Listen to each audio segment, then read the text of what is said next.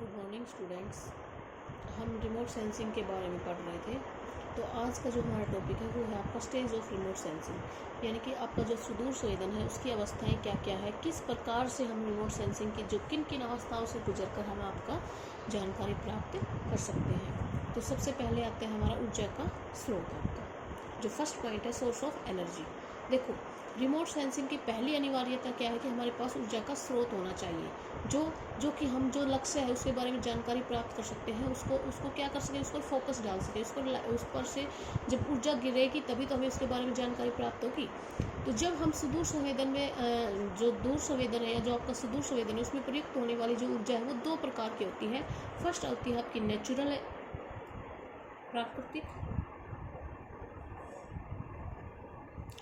प्राकृतिक विद्युत चुंबकीय ऊर्जा।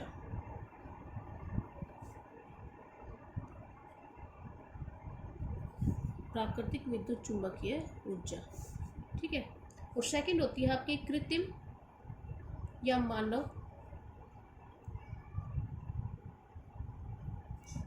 मानवकृत विद्युत चुंबकीय ऊर्जा।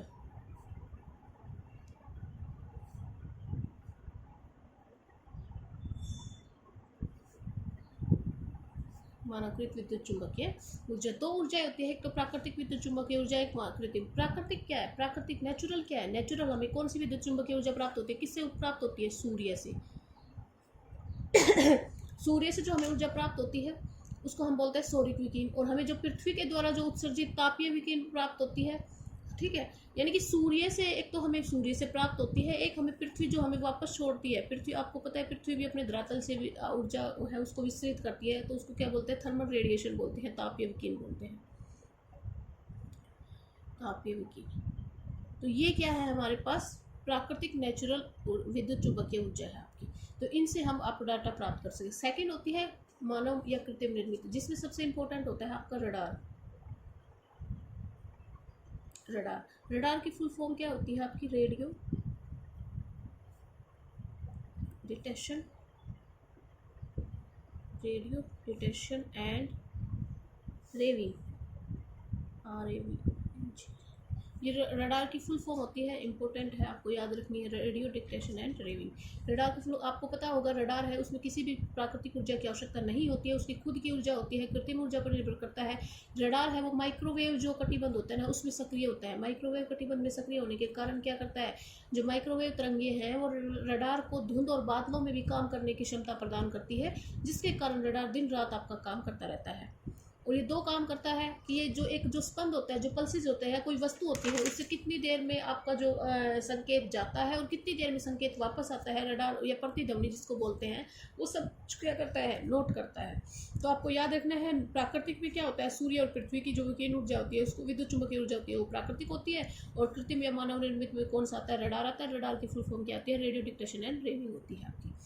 सेकंड जो पॉइंट आता है आपका, ये फर्स्ट पॉइंट था, ऐसे करके हमारे 8 या 9 पॉइंट हैं, तो हम इनका धीरे धीरे अध्ययन करेंगे। तो जो सेकंड पॉइंट आता है स्रोत, जो कोई स्रोत है आपका जिसके बारे में हम जानकारी प्राप्त कर रहे हैं, स्रोत से पृथ्वी के धरातल तक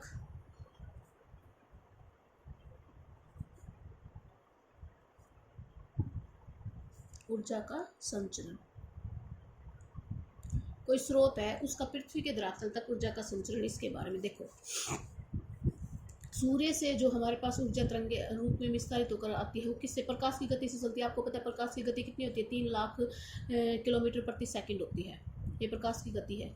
जब प्रकाश पृथ्वी के धरातल पर पहुंचता है तो इतनी गति से पृथ्वी के धरातल पर पहुंचता है, तो इस ऊर्जा का संचरण हम विद्युत चुंबकीय विकिरण कहा जाता है। ऊर्जा तरंगों की लंबाई और आवृत्ति अलग अलग होती है। आपको ये याद रखना है कि जो ऊर्जा तरंगों की लंबाई है और आवृत्ति है, तरंगों की लंबाई और तरंगों की आवृत्ति दोनों अलग अलग होती है और दोनों अपोजिट होती है। अगर लंबाई कम है तो आवृत्ति अधिक होगी, अगर लंबाई आपकी अधिक है तो आवृत्ति आपकी कम होगी। कैसे, एक आप ये याद रखना, मान लो देखो तरंगे ऐसे चलती है, तरंगे ऐसे ऐसे, ये तरंगे होती है, तरंगे कभी सीधी नहीं चलती, तरंगे ऐसे ही चलती है। तो सबसे पहले आपको ये याद रखना है कि इस पार्ट को क्या बोला जाता है, वेव। वेव क्या है, तरंगे। और क्रिस्ट यानी कि श्रृंग, श्रृंग मतलब सिर, इसका CREST, क्रिस्ट। और ये वाला क्या है, गर्त होता है, एक तरह से नीचे वाला पार्ट है, तो इसको गर्त गर्त बोला जाता है। गर्त मीन ट्रफ, ट्रफ्स, ठीक है। याद रखना इसको क्या बोलते हैं, वेव क्रिस्ट बोला जाता है, वेव आपका ट्रफ बोला जाता है। तो आपका क्रिस्ट से लेके ट्रफ तक, यहाँ से यहाँ तक, इसको क्या बोला जाता है, तरंगों की लंबाई बोली जाती है। क्या बोला जाता है इसको, लंबाई। ये क्या है, अगर मैं कहूँगी भाई तरंगों की लंबाई कौन सी है, तो आपका ये वाला पार्ट क्या है, एल है, लंबाई है तरंगों की लंबाई, ठीक है। फिर आवर्ती क्या होती है, ये मैंने आपको लंबाई के बारे में बताया। आवर्ती क्या होती है, मान लो कोई स्थान है, एक ये जगह है, यहाँ से कोई तरंगे गुजर रही है, तो इसी को हम फ्रीक्वेंसी बोला जाता है आपका। किसी स्थान से गुजरने वाली जो तरंगों की संख्या है ना, उसी को हम क्या बोलते हैं, आपका आवर्ती बोला जाता है। ये कोई स्थान है और यहाँ से जो ये तरंगे गुजर रही है, तो इसको हम क्या कहते हैं, आवर्ती। अब मैंने अभी अभी आपको बताया था कि अगर कम लंबाई वाली तरंग है ना, उनकी आवर्ती आपकी अधिक होगी। मान लो मैंने कहा कि भाई ये एक छोटी सी तरंग है, तो देखो इसकी आवर्ती कितनी ज़्यादा है। आवर्ती मीन्स एक स्थान पर, कोई एक स्थान है, यहाँ है, तो ये कितनी धीरे धीरे धीरे धीरे जा रही थी, इसकी आवर्ती अधिक हो गई।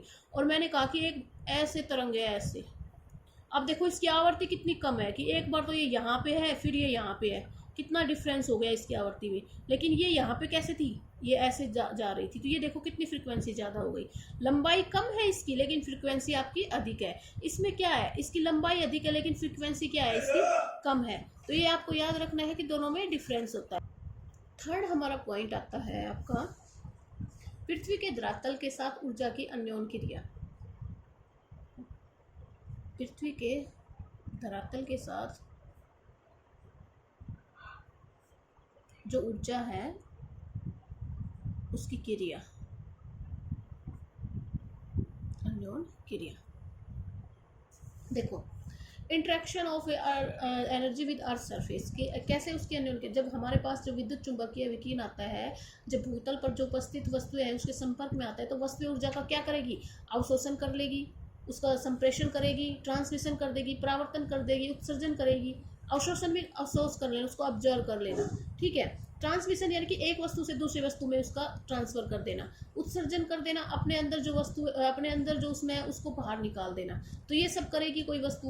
भूतल की सभी वस्तुएं संरचना में उनका स्वरूप, आकार और अन्य गुणों से अलग अलग होती है। आपको ये भी पता है सारी वस्तुएं एक समान नहीं होती है, सभी वस्तु अपनी अपनी क्षमता के अनुसार ही ऊर्जा को ग्रहण करती है।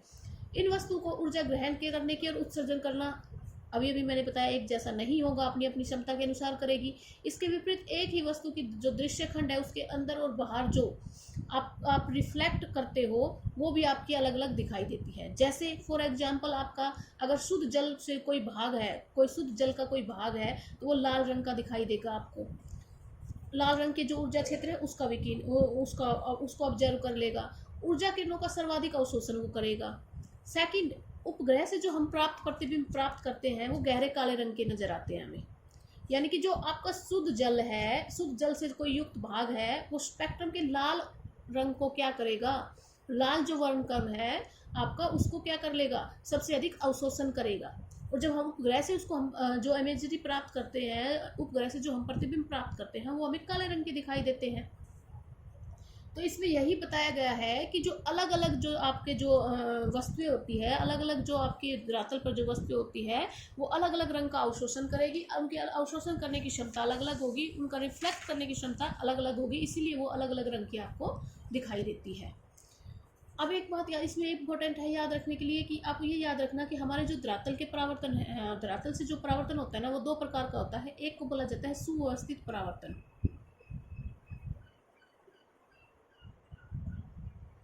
सुव्यवस्थित परावर्तन। रिफ्लेक्शन तो आपको पता होगा ना, जब कोई सूर्य की किरणें ऐसे हमारे धरातल पर पड़ती है, तो जो ऊर्जा वापस जाती है, उसी को हम रिफ्लेक्शन बोलते हैं। दूसरा होता है आपका विसरित परावर्तन। अब इनमें आपको सिर्फ ये बात याद रखनी है कि सुव्यवस्थित परावर्तन कहाँ होगा, जहां धरातल कैसा होगा, चमकीला और स्मूथ होगा, चमकीला व समतल धरातल पर होगा।